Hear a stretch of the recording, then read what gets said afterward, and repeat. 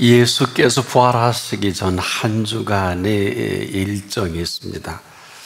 상황은 이렇습니다. 종려주일에 어린아기를 타고 예루살렘에 입성하십니다. 그리고 그 다음 날 이제 고난주 첫째 날이죠. 예수님은 성전을 들어가셔서 성전을 청결케 하시는데 돈 바꾸는 자들, 이 매매하는 자들을 사정없이 쫓아내십니다. 이제 그 다음 날 아침입니다.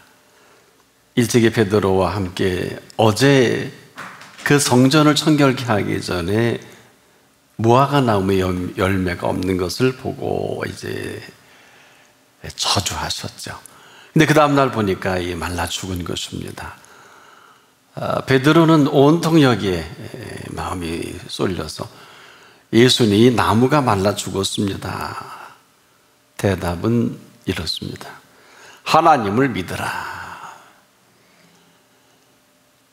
나무만 본 베드로의 질문의 답은 바로 그 나무를 저주하신 그분에 대해서는 관심이 없는 이 사실을 지적하신 것입니다. 그런데 문제는 이런 문제가 아니라 어제 성전을 청결케 하신 이 일을 두고 대제사장 그리고 서기관들 장로들은 하루 종일 고민합니다. 그리고 그 다음 날 맘먹고 이렇게 질문합니다. 예수님을 향해서 무슨 권세로 이런 일을 행했느냐. 한마디로 이 모든 것은 대제사장과 서기관과 장로들이 행한 일들이고 유월절을 위해서 이런 준비 정도는 문제가 없겠다고 했던 이 일에 깨끗이 쓸어버리신 것입니다. 그런데 이 질문에 예수님은 이렇게 오히려 물어요. 내가 한 말을 너에게 묻겠다. 이 대답을 하면 나도 너희들에게 대답을 해주겠다. 내가 무슨 권세인지 한번 좀 답을 해봐라. 그러면서 세례 요한의 권세가 하늘로서냐 아니면 사람에게로서냐. 아이들이 모르지 않죠. 근데 만일에 하늘로서라면 왜 믿지 않느냐. 믿어야 되거든요. 예수님을 믿어야 될 수밖에 없고, 사람에게서라고 하면 모든 사람이 세례 요한은 참 선지자이기 때문에 사실은 이 백성을 무서워서 이 말도 못합니다. 자기들끼리 상의하고 소위 대제사장, 서기관, 장로들의 작품이 모르겠다. 때 예수님은 나도 너희에게 무슨 권세로 이런 일을 하는지 말하지 않겠다. 자, 이렇게 끝납니다. 그리고 끊임없는 이 변론이 시작이 되죠. 그리고 세 번째 날은 소위 그 침묵의 날이라는 것을 외부 일정을 잡지 않으시고 안으로 제자들과 아주 심각한 종말에 되어질 일들과 달란트 비유와 슬기로운 다섯 처녀, 미련한 다섯 처녀의 비유, 그리고 옥합을 깨트린 그 베다니 마리아, 그리고 예수님의 머리에 부은 이 사건을 말씀하시죠. 이가 내 장례를 준비했다. 안 놀라운 일이죠. 그러면서 온 천하 어디에서든지 복음이 전파되는 곳에는 이 여자의 행한 일도 말하여 그를 기억하리라. 예수님이 하시겠다는 것입니다.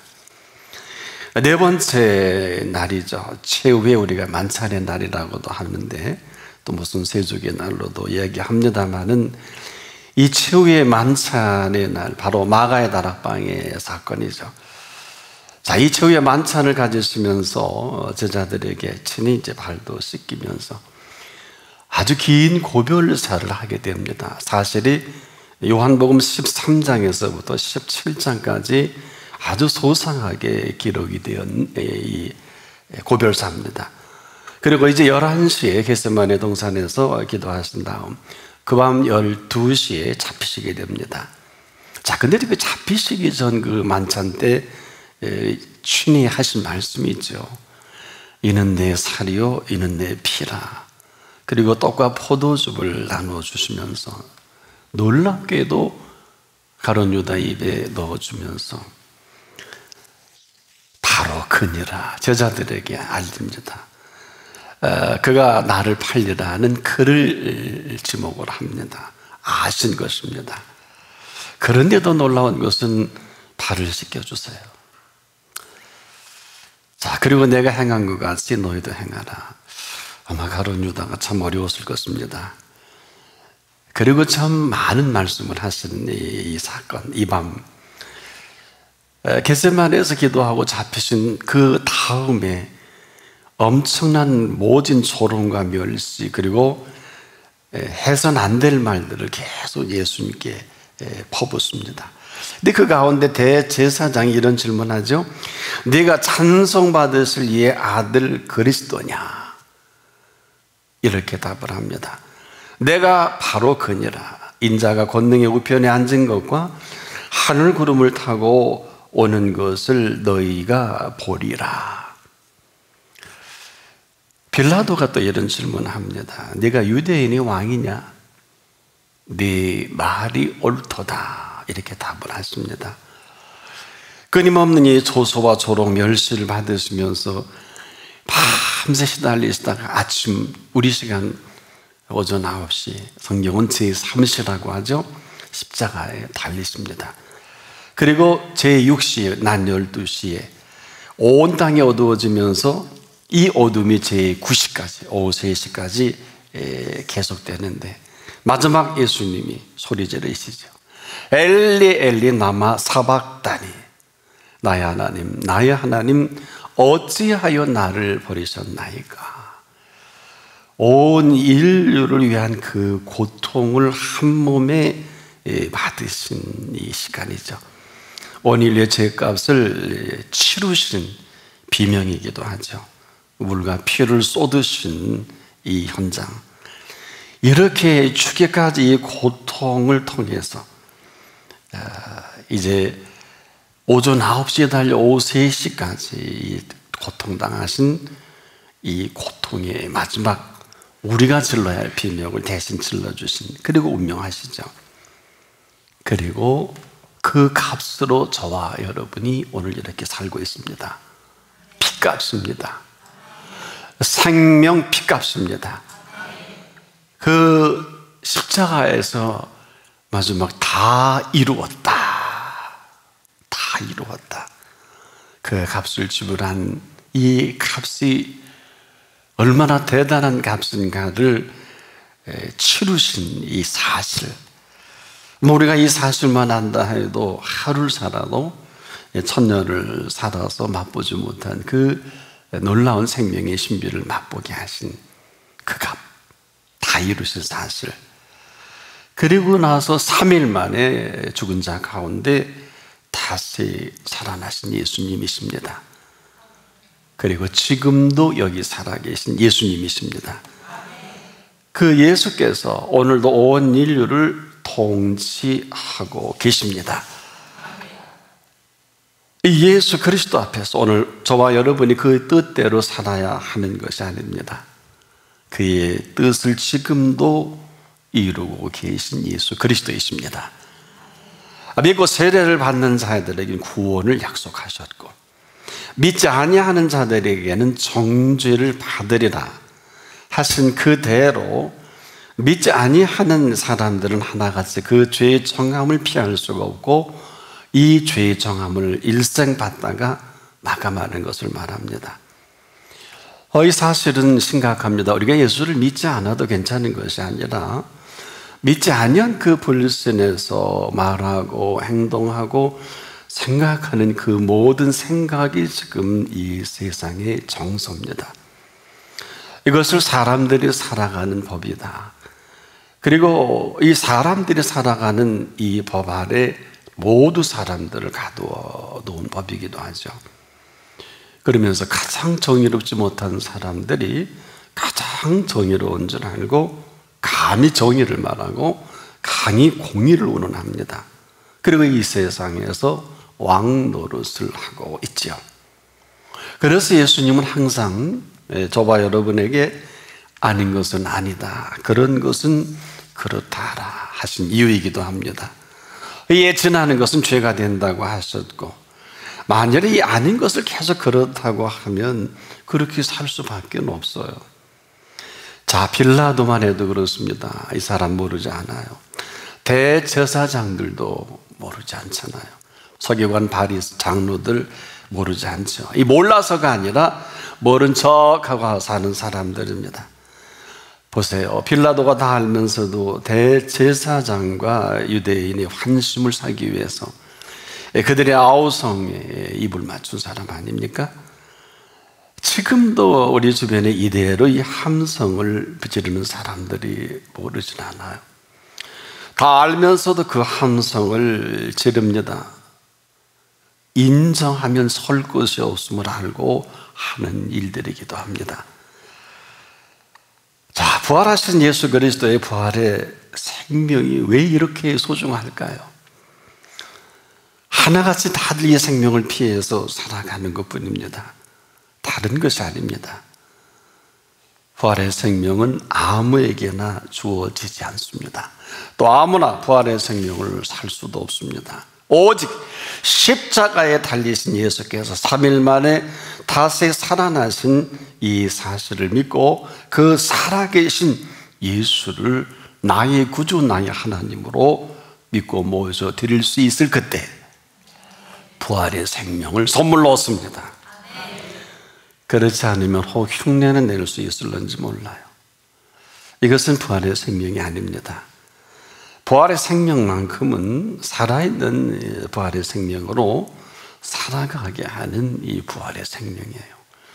이것은 우리가 인정하지 않아서 그렇지, 인정하기만 하면 무릇 살아서 나를 믿는 자는, 어마어마한 얘기입니다. 무릇 살아서 나를 믿는 자는 영원히 죽지 아니하리라. 이 사실을 가지고 살아가는 이 생명을 말합니다. 그래서 이 부활의 생명을 살아가는 사람들은 그 살아있는, 그 살아계신 그 부활의 생명을 먹고 그리고 생명과 함께 살아가는 것을 말하죠. 이렇게 정리할 수 있어요. 이 사람들은요, 사는 세계가 다르고요, 먹는 양식이 달라요. 언젠가도 말씀을 드렸겠습니다만, 콩을 먹는 비둘기가 죽은 고기를 먹는 독수리를 부러워하지 않죠? 푸른 초장에서 풀을 뜯는 양들이 피 흘리는 고기를 잘 먹는 사자를 부러워하지 않아요. 왜 그럴까요? 먹는 양식이 다르고 사는 세계가 다르기 때문에 그런 것입니다. 한마디로 그럴 필요가 없잖아요. 그럴 이유도 없고, 푸른 초장의 양을, 이 풀을 먹는 양이 피 흘리는 짐승 고기 갖다 줘도 못 먹어요. 한마디로 이 먹는 세계가 다르고 사는 양식이 다른 이 사람을 우리는 복 있는 사람이다. 그래서 이 복 있는 사람이 사는 세계가 그렇듯 악인의 꾀를 볼 때 도무지 매력적이지가 않아요. 혹시 매력적입니까? 그러면 아니에요. 그냥 정리가 되는 거야. 뭐 잘 믿어야 돼, 나 믿기 힘들어, 이건 다 되는 말이 아닙니다. 복 있는 사람은 죄인에게는 쓸 필요가 없어요.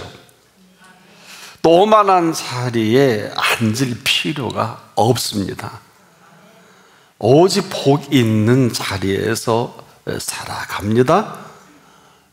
이걸 이렇게 쉽게 얘기할 수 있겠죠. 시냇가에 심은 나무가 계절을 쫓아서 아름다운 결실을 맺어가고 그 잎사귀가 마르지 아니함과 똑같습니다. 자, 시냇가에 심겨졌기에 그 잎사귀가 마를 수가 없죠. 왜? 공급해 주시는 그 공급으로 살아간단 말이에요. 끊어지면 말라 비틀어져 죽겠죠. 한마디로 매일의 생명의 양식을 먹고 사는 것을 말합니다. 무슨 엄청난 양의 양식을 얘기하지 않아요. 꼭 광야에서 이스라엘 백성이 하루씩 만나를 아무리 많이 싸도 그 다음날 다 썩어버리는 것처럼 그날 그 생명에 일용할 양식입니다. 이게 사는 세계가 그래요. 또 보세요. 우리도 저나 여러분 매일 하루 3끼 양식을 먹지 않습니까? 육신을 위해서. 그런데 이 영원한 생명을 우리에게 선물로 주셔서 살아가는 사람은 무슨 일을 만나든지 그때 그 시마다 그 손길 아래 살아갑니다. 만사 형통한 것이 아닙니다. 만사를 형통케 하시는 그 손길 아래 살아갑니다. 매 순간마다 어려운 일이 없는 게 아니에요. 어마어마한 일이 터집니다. 죽어요. 그런데 안 죽어요. 망해요. 그런데 안 망해요. 병들어 끝날 수밖에 없는데 끝나지 않아요. 그때 그 시마다 그 손길로 살피시는 손길입니다. 여러분 이런 노래를 한 일이 있어요. 날마다 숨 쉬는 순간마다 내 앞에 어려운 일 보내 주님 앞에 이 몸을 맡길 때 살피신다고 약속하셨네. 이것이 부활의 생명으로 살아가는 삶의 실체이기도 합니다. 여러분 부활의 생명은 살아있는 생명입니다. 이 사람들은 세상 사람들이 세상 이야기를 할 때 천국의 윤리를 거침없이 말합니다. 또 사람들이 세상에 먹는 양식을 이야기할 때 천국의 양식을 말합니다. 말할 줄을 몰라서 말을 하지 않는 게 아니에요. 보세요. 빌라도가 예수께 물을 때 답을 하지 않는 것과도 같아요. 하실 말씀만 하시고 그가 궁금해하는 건 절대로 얘기하지 않아요. 한다 해도 알아듣지 못합니다. 네가 왕이냐? 그렇다. 네가 진리냐? 그렇다. 그 외에 다른 말을 할 필요가 없어서 해도 못 알아들으니까 하지 않습니다. 보세요. 이 사람 만왕의 왕을 집어 죽이고 그 손에 죽은 예수는 그 죽인 그 사람은 살인자가 되고 예수님은 그를 심판하는 심판자가 되지요. 그가 예수님을 심판하지만 않았어도 심판받을 이유가 없는 거예요. 그가 예수님을 저주하지만 않았어도 지금도 온 세계 사람들이 빌라도에게 고난을 받으사 지옥에서도 지긋지긋할 거예요. 2000년 동안 온 전 세계 사람들이 저주하지 않았으면 저주받을 이유가 없잖아요. 스스로 무덤을 판 사람이에요. 오늘 우리도 마찬가지입니다. 함부로 말하는 사람들은 함부로 말할 수 있는 자유가 있을는지 몰라도 그 말한 그 말대로 심판을 피할 수는 없어요. 지금 우리가 하는 그 말은 사실 우리의 생애를 주도하는 이 사실을 본인만 몰라요. 그리고 함부로 말합니다. 보통 심각한 일이 아닙니다. 내 말로 의롭다 함을 받고 내 말로 정죄함을 받으리라 친히 하신 말씀이 있습니다. 지금 이렇게 세상이 시끄러운 것이 아니에요. 그가 한 그 말로 세상이 이렇게 시끄러워진 거거든요. 자, 이 사실로 쓸데없이 고생하는 사람 한둘이 아니고 이것 때문에 죽고 이것 때문에 지금 살기도 하지 않습니까? 그럼에도 행복한 사람은 그 언어가 행복한 사람을 말합니다. 친히 예수님이 그러셨죠. 말에 실수가 없으면 온전한 사람이다. 이 사람을 또 복된 사람이라고 할 수 있는데 복된 사람은 그 모든 언어가 복될 수밖에 없어요. 달리 할 말이 없어요. 자, 보세요. 복된 것뿐인데 그 외에 다른 말이 필요할까요? 행복한 행복을 행복으로 여길 줄 알고 살아가는 사람에게 불행할 수 없지요. 불행할 수 없는 이유이기도 하죠. 자, 이런 사람 오늘 생을 마감한다.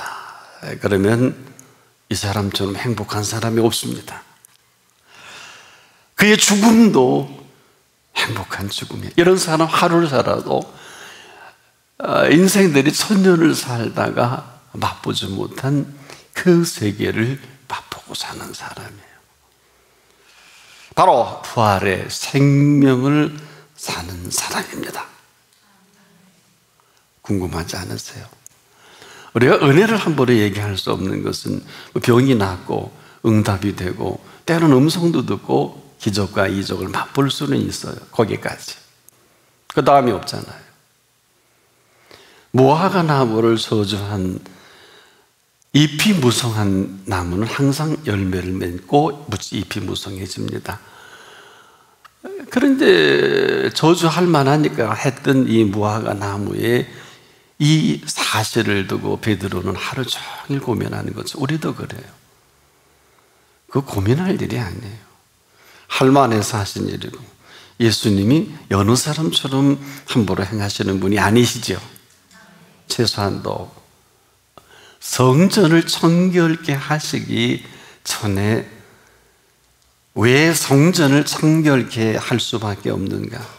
바로 베드로나 그들과 똑같은 그 물음이 죽었네요 나무가. 그러니까 설명하시질 않고 하나님을 믿어라. 곧바로 들어갑니다. 그러니 이 산더러 들려 바다에 던지어라 하고 그 말하는 것이 이룰 줄 믿고 마음에 의심치 아니하면 그대로 되리라. 누가? 하나님을 믿는 그 믿음이 근거가 돼서 하나님이 행하시겠다는 거예요. 우리가 무슨 산을 움직여요? 아닙니다. 아닙니다. 이 사실이 얼마나 대단하고 어마어마합니까? 그래서 무엇이든지 이 사실을 믿는 사람은 구하라. 그리하면 이루리라. 역시 그분이 이루신다는 것이지 우리가 기도의 응답을 받는 게 아니에요. 많은 사람들이 기도의 응답을 받는다고 하는데 틀린 말은 아니지만 응답해 주시는 것입니다. 우리가 지금도 참 어려운 게 인도 받으려고 하는데 인도가 없는 사람은 하나같이 내 생각이에요. 하나님은 지금도 우리가 인도 받으려고 해서 인도해 주시는 것이 아니라 하나님께서는 지금도 인도하시는 분이십니다. 내가 원하는 것을 이루는 것은 욕망이에요. 하나같이 아무리 어마어마한 기도의 제목이라도 내가 원해서 이루어가는 건 욕심이거든. 그런데 너희 안에 행하시는 하나님이시니 자기의 기뻐하시는 뜻을 따라 이런 것입니다. 너희로 소원을 두고 행하게 하시나니. 이게 전부 뒤바뀌어버린 거예요. 다 바꿔버린 거예요. 내 생각이거든요. 그런데 인도하시는 것은 하나님의 생각입니다. 예수 그리스도의 부활과 관계없는 수많은 사람들이 허덕이는 것은 도대체 종려주일에 어떤 일이 있었는지를 관심이 없어요. 종려주일은 고난주간이 아니에요. 고난주간은 월요일부터 고난주 첫째 날에 왜 이들이 이런 어마어마한 일로 인해 어려움을 당하고 또 친히 고난을 받으셔야 되는지, 이 한 주간에 되어진 이 일을 알지 못하면 그리스도인 할지라도 정확하게 예수 그리스도의 부활의 생명과는 관계없지 않을까. 개인적으로 이런 생각을 합니다만은 우리에게 부활의 생명만큼은 주신 선물이에요. 그런데 그 내용이 어마어마하고 다 이루신 이 엄청난 완료형입니다. 그래서 그리스도인은 오늘도 현재 완료형으로 삽니다. 이전 것은 지나갔으니 보라 새 것이 되었도다. 이루신 건데 뭘 그렇게 우리가 수선을 피우고 뭘 그렇게, 여러분 우리가 할 수 있는 게 뭐가 있어요? 아무것도 없어요. 행여나했다면 우리 속에 살아계신 부활하신 예수 그리스도께서 이루신 것들이에요. 아무것도 할 수 없다 그랬잖아요. 나를 떠나서는 너희가 아무것도 할 수 없는데 얼마나 작품들 많이 만듭니까? 지금 어마어마합니다. 여러분 조용히 가슴에 손을 얹고 한번 생각해 보십시다. 우리가 이루어서 너무 감동적인 일, 그 일까지라도 그분이 하신 거예요. 아니면 아닐 것입니다. 그래서 오늘 우리가 하루를 살더라도 살아서 나를 믿는 자는 영원히 죽지 아니하리니. 근데 목사님, 우리 어머니 돌아가셨는데요. 돌아가신 게 아니라 말은 맞는데 장례를 치른 다음에 그리스도인은 주님이 다시 사신 것처럼 주무시는 거예요. 그리고 예수님이 다시 깨워주신다 그랬어요. 그리고 우리는 그 나라에서 함께 만날 것입니다. 때문에 우리가 아는 시차와 예수님이 아는 시차는 달라요. 언제나 예수님의 시간은 처음과 나중이에요. 예수님은 언제나 알파 오메가이신 이 사실은 예수님은 어제라도 오늘이라도 내일이라도 동일한 시간입니다. 어렵습니까? 아니요. 그분을 믿으면 쉽습니다. 이것을 한마디로 영원한 생명의 시간이다. 이걸 그 값을 지불하시고 저나 여러분에게 주신 선물이에요. 근데 우리가 너무 쓸데없는 것에 시간, 수고, 공간까지라도 정신없이 바쁜 사람, 바빠서 뭐 할래요? 돈 좀 몇 푼 벌릴 수 있을 줄 압니다만은 그렇다고 잘못됐다는 게 아니에요. 중요한 일부터 먼저 하십시오. 그리고 별로 중요하지 않은 일은 자꾸 좀 미뤄두세요. 오늘 부활하신 예수 그리스도의 생명만큼 중요한 일이 어디 있습니까? 이보다 더 놀라운 사건이 어디 있습니까? 이 사람 무엇을 하든 먹든지 마시든 무엇을 하든 그분이 책임을 져 주십니다. 함부로 할 수 없어요. 함부로 하는 그 값대로 다 그분이 책임을 지시고 간섭해 주실 거예요. 이걸 일찍이 알았는가 몰랐는가 할 수는 없지만 다윗은 이런 고백합니다. 내가 사망의 음침한 골짜기로 다닐지라도 해바듬을 두려워하지 않을 것은 주께서 나와 함께 하심이라.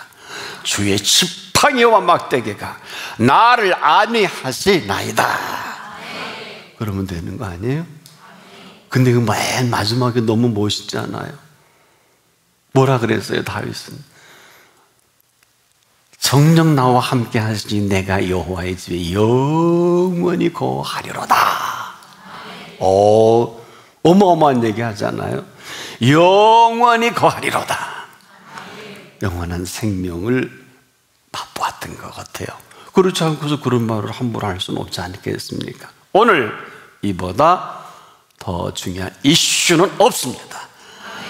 부활하신 생명으로 오늘부터 여러분의 생명이 시작되기를 축복합니다. 기도하겠습니다.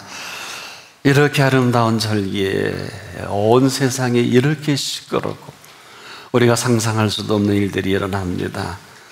하오나 오늘 우리가 귀를 기울여야 할 분께 우리가 귀를 기울이기를 원하옵고 우리가 우리의 시선을 고정할 곳에 시선을 고정할 수 있기를 원합니다. 죽은 자 가운데 3일 만에 다시 살아나신 예수 그리스도에게 시선을 모으기를 원합니다. 그리고 하신 말씀에 귀를 기울이기를 원합니다. 죽은 자 가운데 3일 만에 다시 살아나신 생명으로 한 사람 한 사람 그 생명을 살아가게 하소서. 예수 그리스도의 이름으로 기도합니다. 아멘.